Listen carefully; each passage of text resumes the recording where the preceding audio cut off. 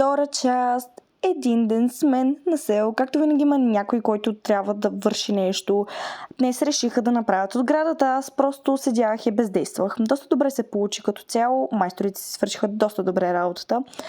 Аз просто реших да отида на люкта, но имаше доста чернилки и обувката ми стана доста мръсна отдолу. Важното е, че си скарах хубаво.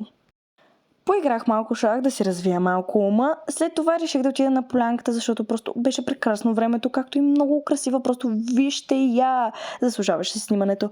Запалихме огън, за да си направим шишчета. Огъня беше доста топъл.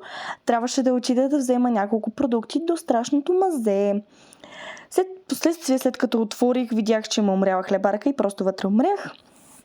Взех нужните продукти, взех една тиквичка и един лук. Дойдох в къщата, за да се затворя всички прозорци, за да не мирише от огъня. Огъня стана доста голям. Нарязахме тиквичката и лука. После аз реших да играя в Федрабал отново. И както винаги трябваше да закачим перцето на дървото. Направихме шишчетата. Вижте колко хубаво изглеждат. Доста голяма бъркотия оставихме, но нямам проблем, ще го почистим. Аз лично мисля, че доста големи бяха шишчетата, но ето ги на огъня, просто бяха уникални. И аз, както винаги, просто реших, че трябва да си почина отново, защото защо не? Без това е удобно леглото.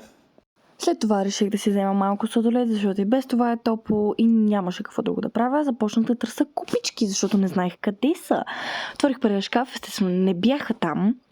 Реших да отворя втория и какво да намеря? Купичките. Трябваше да си извадя една лъжичка. Взех си лъжичката, сипах си сладолед. Беше много хубав. Шишчетата бяха готови и бяха сложени и наденички. Също се полюшках малко на този стол като някоя баба, но беше хубаво.